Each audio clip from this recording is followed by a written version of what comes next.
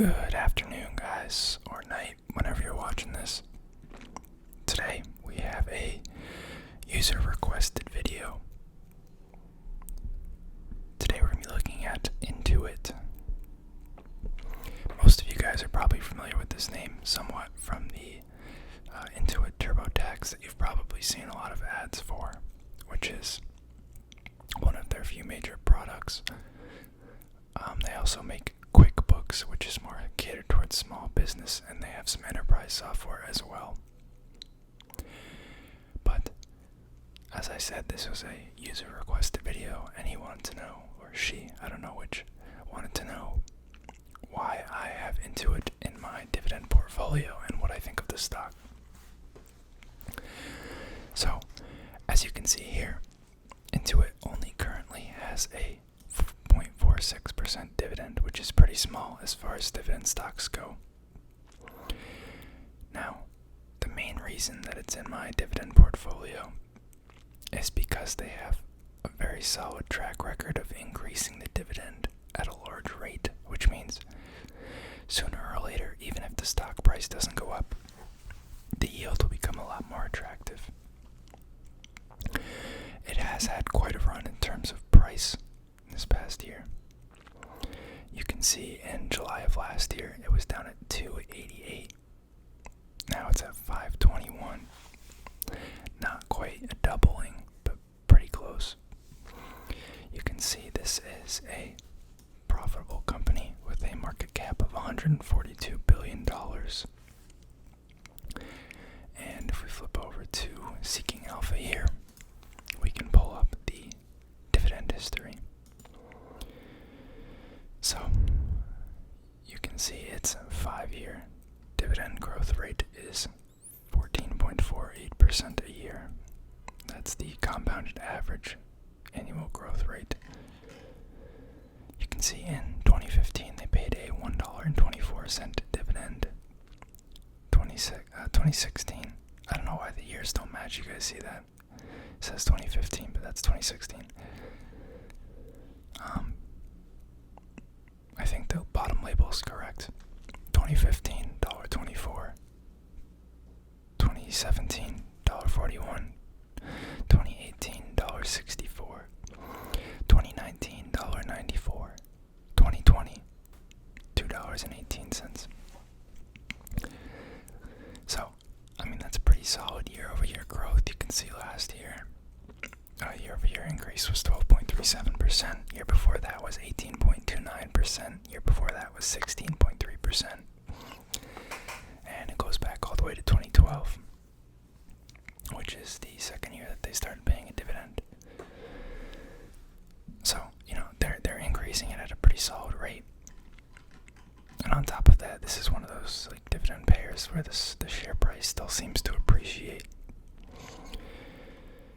which is, a neat thing to have. This is more like a dividend growth play, kind of like growth stock, value stock combo. So that's what I like about these stock from a dividend and fundamental perspective. If we just hop over to some of their information here, their financial information, you can see that they consecutively grow revenue. This top chart is a trailing 12-month chart, which is probably a little bit more accurate, since this is a tax preparation company and a large portion of their revenue is derived from individuals who file in February through May or June each tax year. The following quarter is going to be where most of their revenue lies, which is why you can see for the quarter ending on April 30th, they had their biggest quarter ever. But it is solid and rather predictable revenue growth. And I think more and more people will continue to use these online services. Perhaps we'll see a lot of these individual CPA offices die out because this is just a cheaper and quicker and easier way to go. And people will probably just, stop. People, a decent portion of people still use paper returns, which is crazy to me. But we're probably going to see that, simmer down as well, especially with all the free versions of TurboTax, and H&R Block has one as well.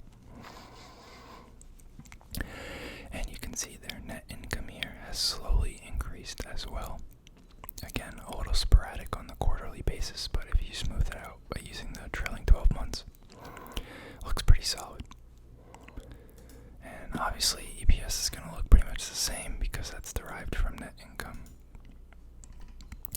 They are also buying back shares. Looks like up until 2018, they were doing like 5 to 10% per quarter. They issued a little bit in the 2019 crash, it looks like, for whatever reason. Oh, beginning of 2019, end of 2018. I think that's when the crash was. And they also issued some more shares. Beginning of this year, actually, it looks like. But for the most part, been a solid downtrend. It's not something they do a lot. If we head over to their assets, total assets is $15.76 billion, a 102% increase year over year. Total liabilities, only $5.8 billion, so rather low debt for how much assets they have, which is nice. Over $4 billion of cash on hand as well. And if we look at their margins here, we can see they have net margins of about 24%, which is very solid.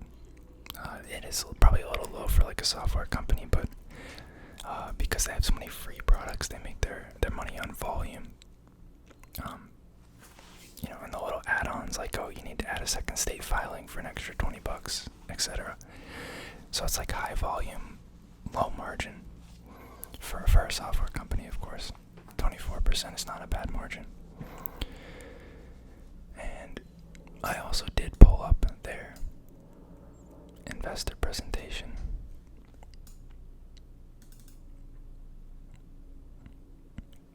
I did forget that they also own Mint now. They bought Mint. Not sure if you guys are familiar with that service. It's an app and a website.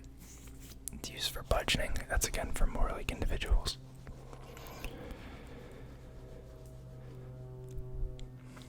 Pretty neat little chart here of how they've grown over time. And looks like they're charting their stock performance in relation to the NASDAQ. So it was founded back in the 80s. TurboTax Online launched in like 1996. Then QuickBooks Online 4 years later. And now we have the most recent versions, which is TurboTax Live. They have 57 million customers, 10,600 employees, 7.7 billion in revenue. And their stock has appreciated 900% since 2010 versus the NASDAQ performance of 375%. Whoops. Again, here they are charting that out. This shows their customer growth since 2010. Looks like it's about doubled. They've been listed in the Fortune 100 best companies. Looks like 8 or 9 times. Got no words on the Glassdoor and Forbes. Here we can see they had a 13% revenue growth year over year. These are, of course, in millions. So this is 7.679 billion. And they actually beat guidance.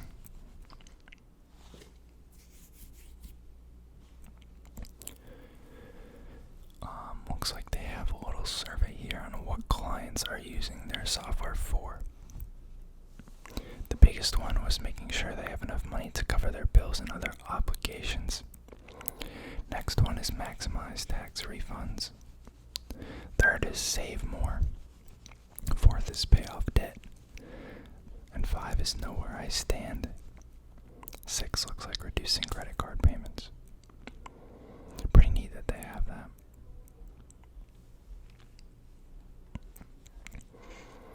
Corporate jargon.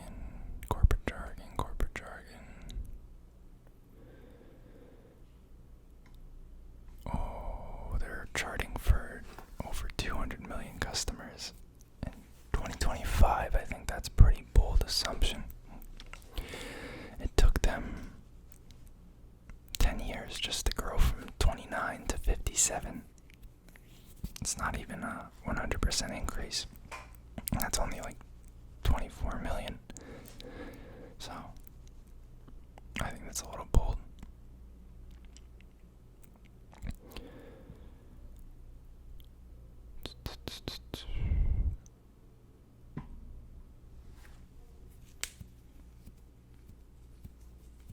So many just like random slides in here that don't really mean anything. How they help consumers. I guess they have a partnership with Credit Karma. Same charts as before. Now they're just talking about the different phases of the internet. It's a pretty lengthy presentation.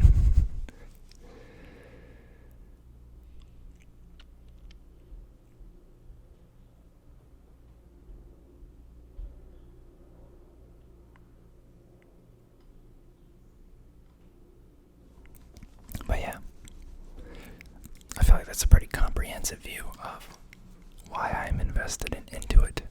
If you guys have any other suggestions for videos or stocks, I'm happy to look at them, as you can tell. And hope you guys have a good night.